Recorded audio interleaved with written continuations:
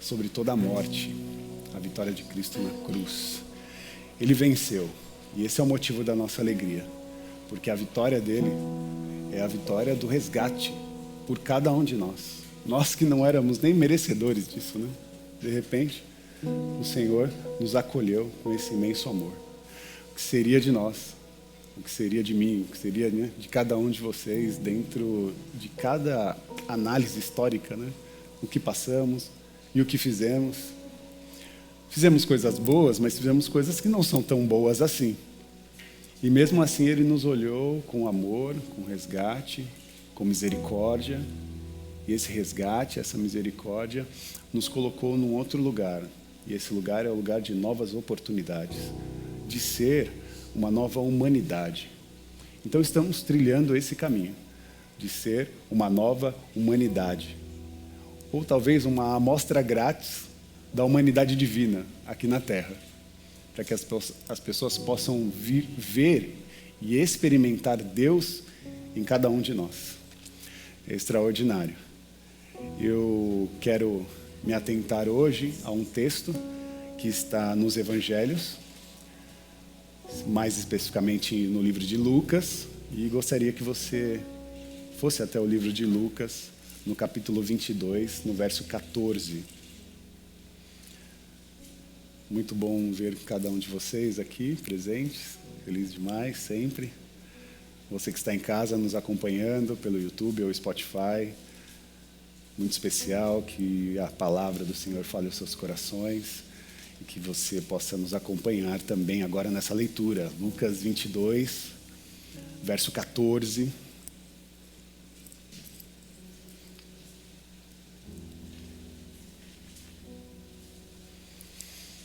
A última ceia de Jesus, parece para nós esse momento de despedida.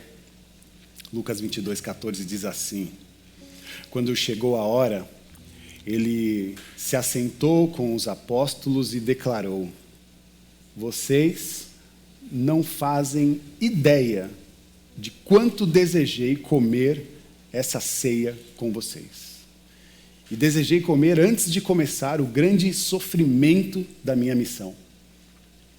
Será a última ceia, até que todos a comamos outra vez no reino dos céus.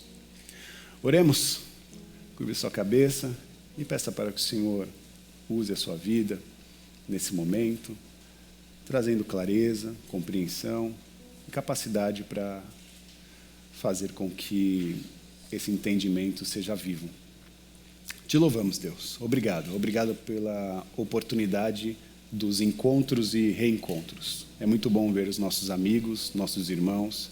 É muito bom estarem reunidos em família, essa família espiritual, que é um presente de Deus para nós.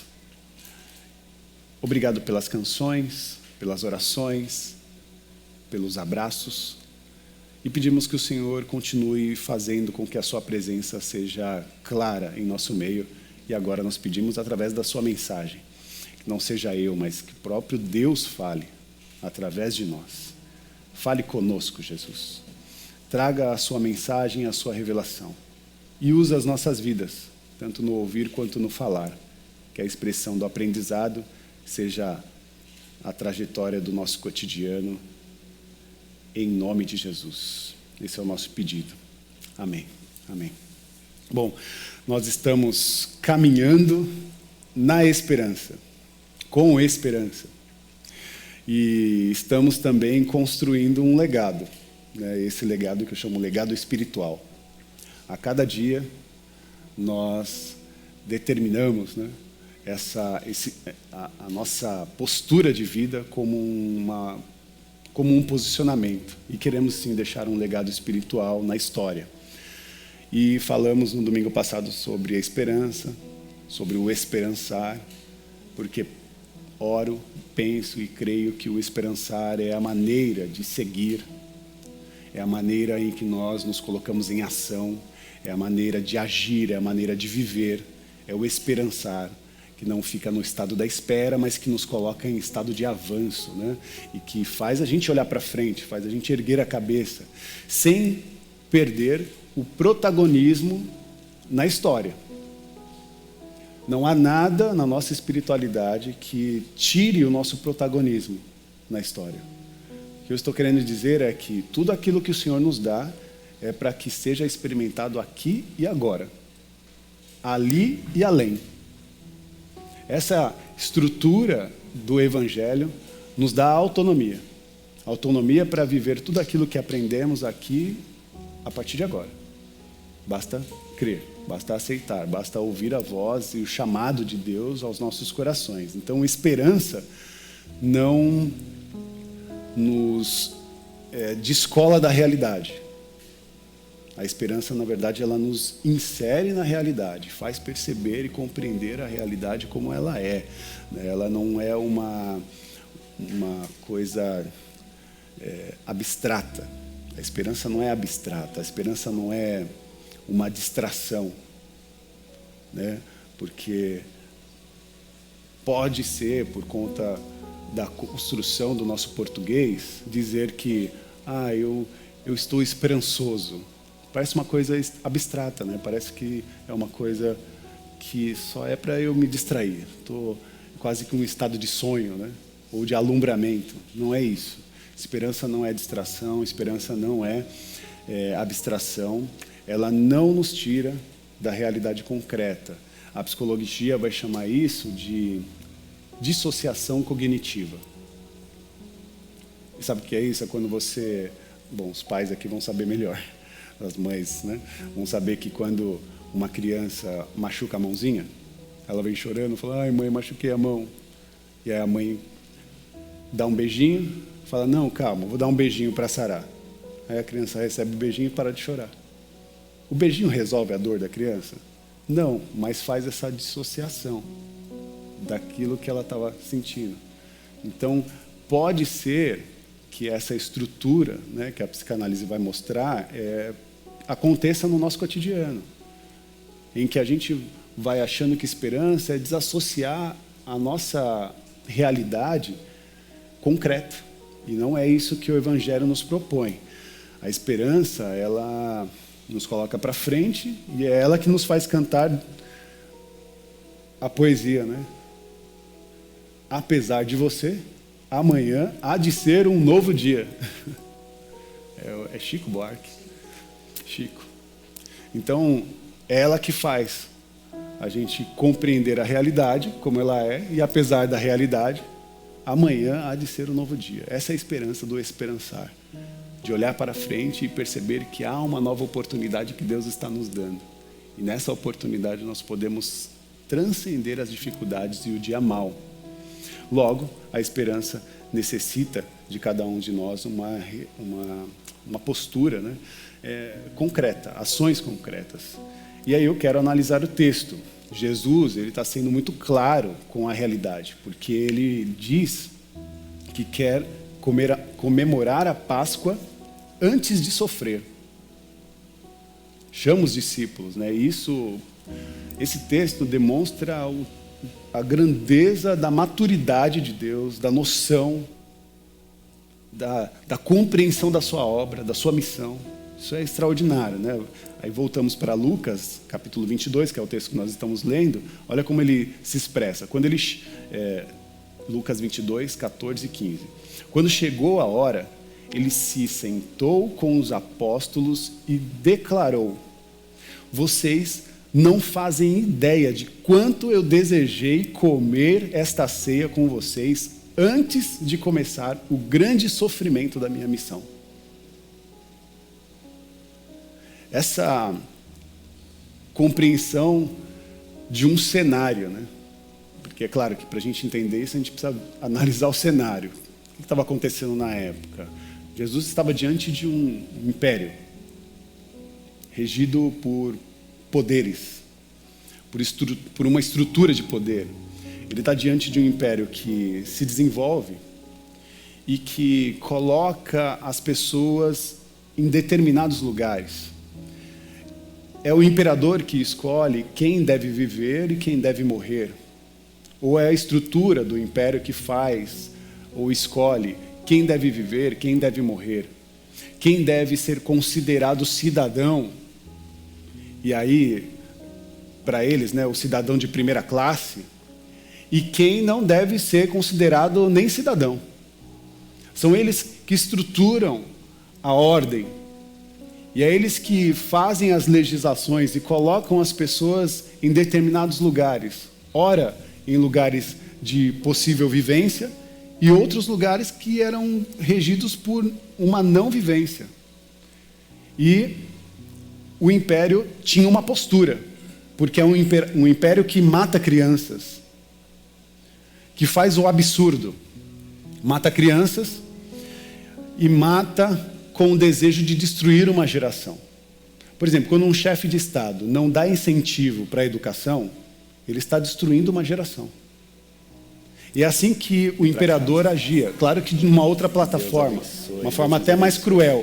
Porque quando souberam que Jesus, na verdade Jesus não, que uma criança nascera naquele determinado tempo, o imperador disse para que todas as crianças fossem mortas, os primogênitos.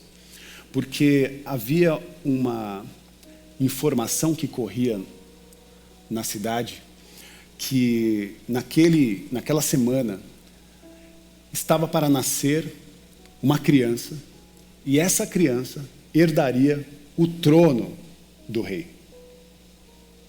Sobre aquela criança estava uma promessa, que aquela criança seria o rei dos reis. Isso causou uma tormenta no coração do imperador, a ponto dele pedir para que todas as crianças que nasceram naquele tempo fossem destruídas, os primogênitos. E se você não sabe, Jesus, quando nasceu, a primeira coisa que José fez foi fugir. Fugir para a África, porque sabia que ali, naquele local, ele estaria protegido e longe das garras daquele império, né, que queria destruir a vida daquela criança. Então José teve um papel importante de proteger a sua família e proteger também o seu filho, e protege ali Jesus. Então é um império que mata, é um império que mata crianças, é um império que mata adultos, e que fere, e que tem um olhar de ferir. E principalmente porque me parece que há uma certa sensação que o imperador não queria que alguém da periferia, que alguém que vivera na pobreza, herdasse o trono. Tanto é que Natanael indaga Tiago, dizendo: pode vir alguma coisa boa de Nazaré? Será que pode vir alguma coisa boa dessa quebrada aí, desse gueto? Pode vir alguma coisa dessa cidadezinha aí, que tem esses sujeitos aí? Pode vir alguma coisa boa da Vila Ema? Da Zona Leste, dessa quebrada aí? Pode vir alguma coisa? Era esse tipo de fala. Então, Jesus também passou por preconceitos sociais, e que um sistema se organizava e matava, inclusive adultos inocentes como Jesus, que tinha uma morte anunciada. E por quê? Porque Jesus não agradava, ele não tinha lugar no status quo, ele não tinha lugar no estado das coisas. Ele incomodava a ordem do rei, a ordem do imperador. E Jesus destona dessa harmonia que havia entre o Estado e a religião. E é por isso que ele é julgado por esses dois poderes. O Estado e a religião não queria Jesus, não aceitava Jesus e não aceitava o seu discurso. Bom, união de Estado com religião nunca foi boa. Vide o nosso país. Essa ideia de achar que unir, né, os poderes dentro de uma perspectiva, né, religiosa só faz com que a nossa consciência do Evangelho seja prejudicada. Então Jesus está contrapondo isso, e é importante dizer que Jesus não está fazendo uma luta pessoal. Não é um contraponto com César. Não é um contraponto com Herodes. Ele não está brigando com uma pessoa, ele está brigando com uma entidade. Herodes, César, só eram uma representação simbólica de um poder muito mais cruel. Então há pessoas que nós não gostamos e que estão no Estado, regendo o Estado, organizando, os governos das cidades ou até mesmo de um país. E há pessoas que nós não gostamos, mas a nossa briga não é com a pessoa, mas é com aquela representação simbólica que ela tem.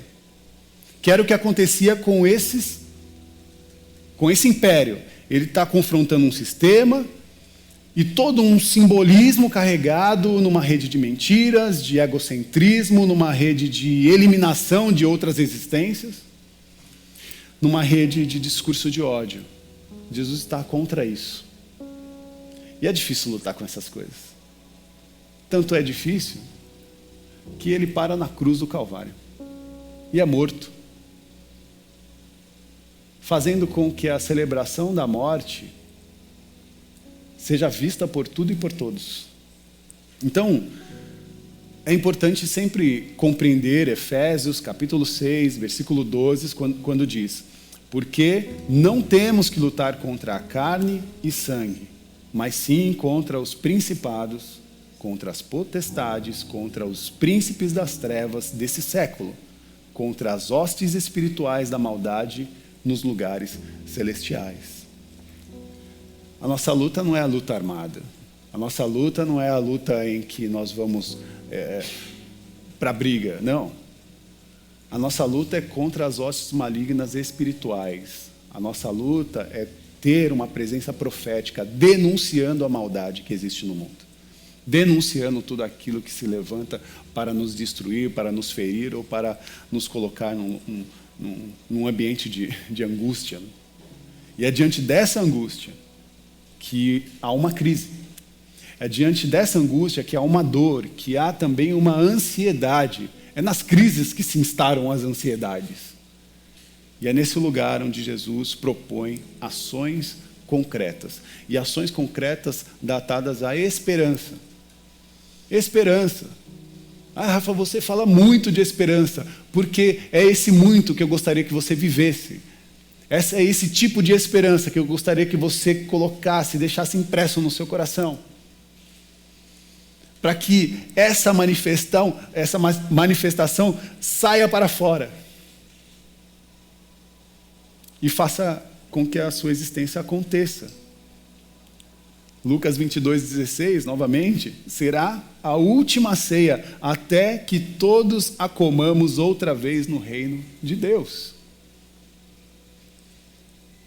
É a última ceia que Jesus desejou fazer com seus discípulos.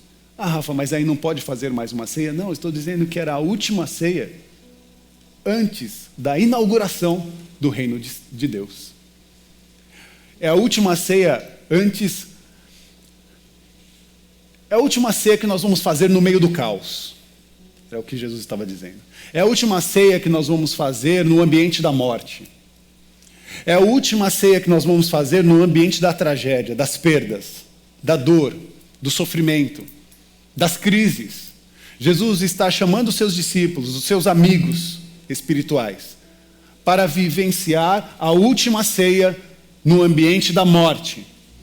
Porque há de ser amanhã um novo dia. Há de ser amanhã uma nova oportunidade. E essa nova oportunidade é anunciada por Deus e chamada como reino de Deus. Não comerei até que se cumpra, disse Deus. Isso é o esperançar. Não comerei é uma decisão.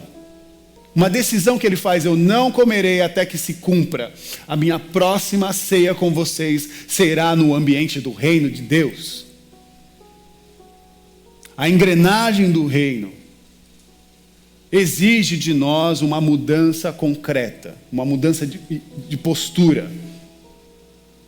A engrenagem de Deus e do reino de Deus exige de nós uma postura de transformação e de mudanças concretas, que sejam aplicadas na nossa realidade. Por isso, antes de avançar, nós precisamos de uma coisa muito importante. Nós precisamos fazer uma revisão histórica e pessoal. Olhar para a nossa história e tentar lembrar de onde nós viemos. Como que nós chegamos até aqui? E o que nos preencheu em vida? E como é que a partir dessa história nós damos o tom da nossa existência? Porque pode ser que você, quando olhe para a sua história, lembre-se de sofrimento, lembre-se de dores, de dificuldades. Pode ser que quando você olhar para a sua história, você se lembre de dias difíceis. E pode ser que não. Mas diante dessa análise, o que constituiu você a ser o que é? A tragédia, a dor, o sofrimento?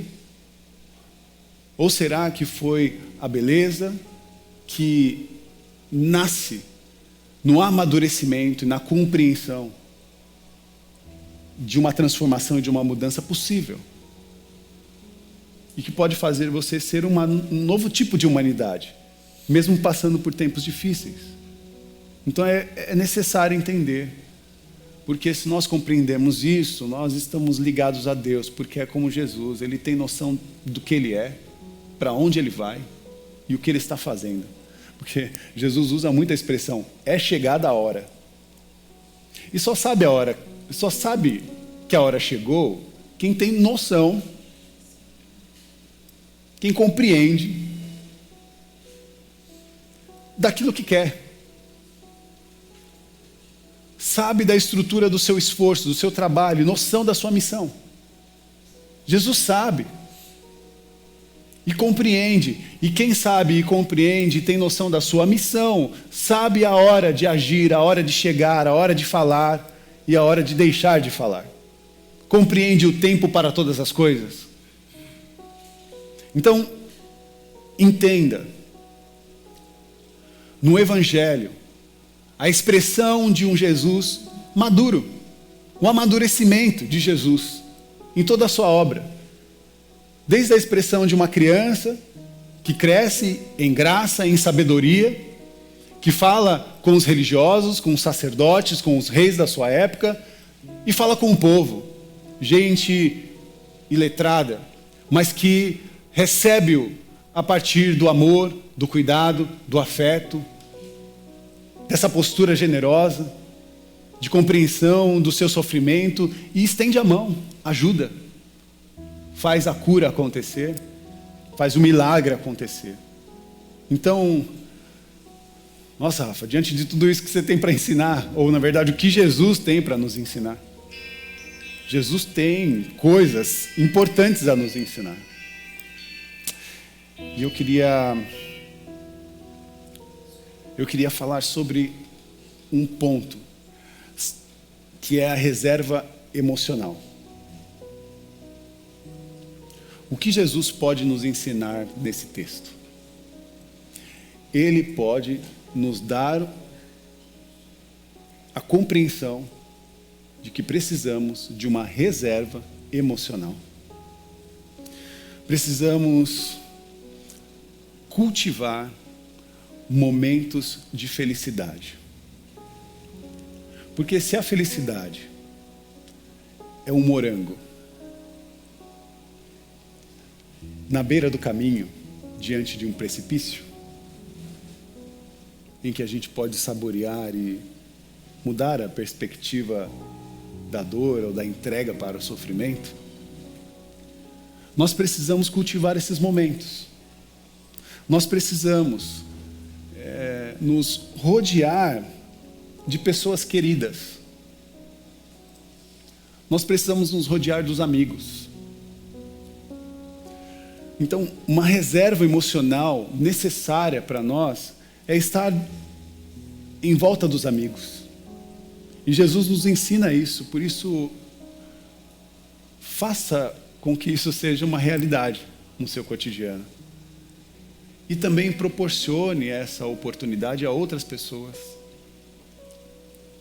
Talvez preparando uma mesa para os seus amigos. Um momento, um tempo para eles, em que você pode trocar ideias, trocar afetos. A roda de um bom café, de um bom jantar, seja lá o que você gosta mais. Mas faça isso, proporcione essa experiência para outras pessoas e se abra para esses afetos.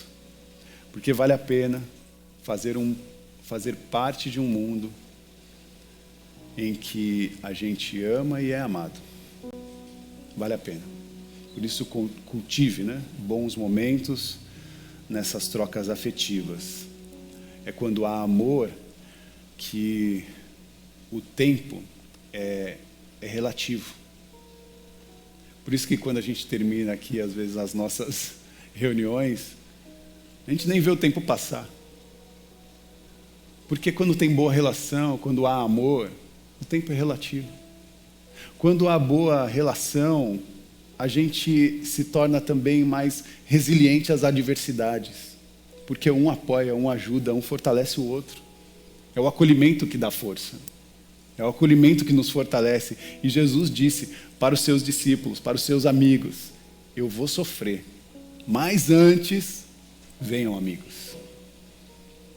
Mas antes, uma última ceia. Eu vou para o sofrimento, mas antes eu quero ter com vocês. Antes eu quero estar com vocês, porque eu preciso de uma reserva emocional. Uma reserva emocional suficiente para saber que, apesar de rejeitado, apesar de excluído, apesar de açoitado, vai valer a pena saber que tem pessoas que estão comigo, tem pessoas que me amam, tem pessoas que eu também amo, que eu amei estar. Jesus está mostrando e nos ensinando a importância de uma reserva emocional no meio dos amigos. E por último, uma outra reserva, a reserva de ânimo. Precisamos de ânimo. Precisamos de ânimo novo para a nossa jornada. E também acho que esse ânimo acontece à roda dos amigos, à roda das pessoas. Mas quem são essas pessoas? Agora eu vou fazer uma separação nesse núcleo. Porque tem os amigos, mas amigo às vezes é cúmplice, Amigo, às vezes, vê uma coisa que não é tão boa assim, mas ele fala: não, estou contigo, vai. Ele é cúmplice. Então eu quero falar de uma reserva emocional à roda de pessoas que têm o mesmo propósito. Reserva de ânimo acontece quando caminhamos com pessoas que têm o mesmo propósito em vida.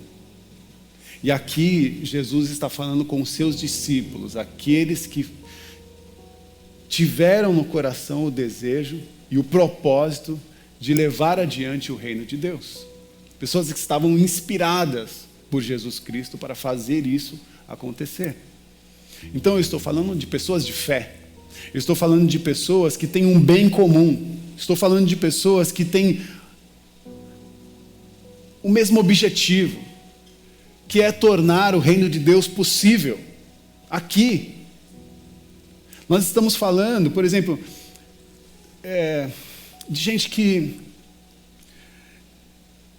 de andar com gente. Poxa, tem uma frase, diga-me com quem tu andas e eu te direi quem você é. É uma fala popular, mas justa, é real. A quem você influencia? E quem são as pessoas que te influenciam? Com quem você anda? Por isso a importância de ter gente boa por perto.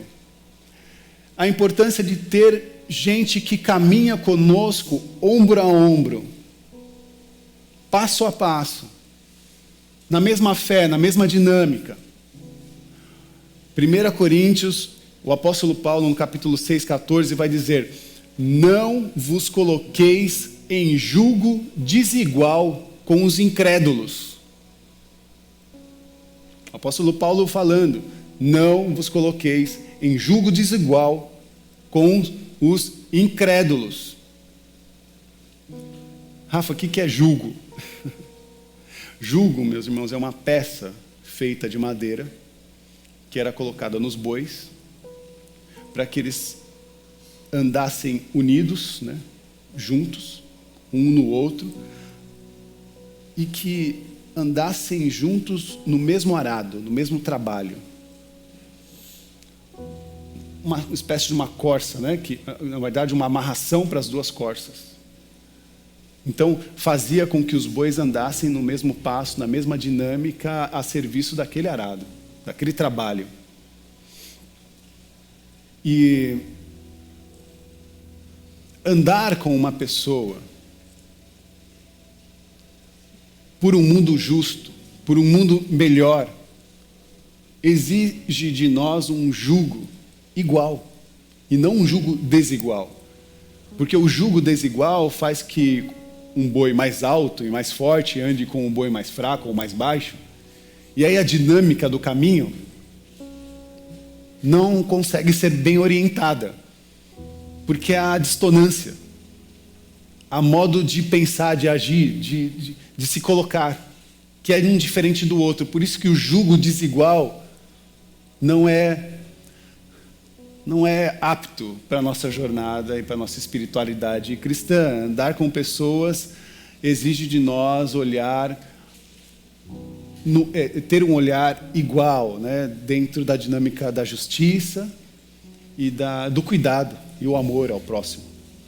Por isso, colocamos essa mão na engrenagem e queremos sim fazer com que essa expressão cristã sinalize o reino de Deus.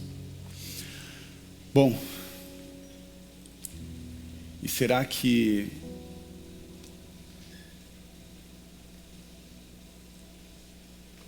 esse seja o grande trunfo da nossa jornada? A caminhada ombro a ombro? A expressão a roda dos amigos? A comunhão que acontece à roda da mesa? Em que nós nos encontramos com as pessoas que nos amamos, que nos amam e que nós amamos? Será que o Evangelho está explícito para nós a partir de 3 versículos que lemos? Em que Jesus deseja se encontrar com seus amigos? É no ambiente dos encontros e da amizade que nós celebramos a Páscoa. Porque sofrer sozinho se você tem uma família espiritual? Por que você vai sofrer sozinho se você tem uma família de fé? Por que estar sozinho se você tem uma família em que você pode depositar os seus afetos em segurança? Por quê? Então a nossa jornada não é a jornada da solidão. A nossa caminhada, ela é expressa no acolhimento e no cuidado e no amor um para com os outros. Por isso que nós queremos esse espaço de cura, esse espaço de acolhimento e esse espaço que nós chamamos de fé viva. A Páscoa celebra a cada um de nós a oportunidade de ressignificar o nosso olhar diante da morte. Porque se os tempos são difíceis, se os dias são maus, e se as informações que recebemos trazem para nós más notícias, eu quero dizer sobre o Evangelho que a boa nova, a boa notícia que Jesus nos traz é que Ele venceu todos os principados, todas as potestades e todos os movimentos de morte que quer ou deseja nos abater. O Senhor venceu. e juntamente com Ele nos trouxe, para que nós possamos juntos, nessa nova Páscoa, que significa passagem, passar adiante, na esperança de viver em absoluto, numa realidade concreta, o reino de Deus em cada um de nós. Que Deus nos abençoe. Nesse dia especial, nós faremos uma ceia diferente. Nós vamos à mesa juntos para celebrar a Páscoa que o Senhor nos ensinou. E antes de ir à mesa, eu quero convidá-los a ficar de pé para uma canção. Você que está em casa, que você possa fazer uma mesa com a sua casa, com a sua família, com os seus queridos, para que você possa fazer com que essa celebração da Páscoa percorra os afetos. Ame e respeite e acolha a todos nesse ambiente de graça, de paz e de amor. Que Deus vos abençoe. Amém. Feliz Páscoa. Louvemos ao Senhor.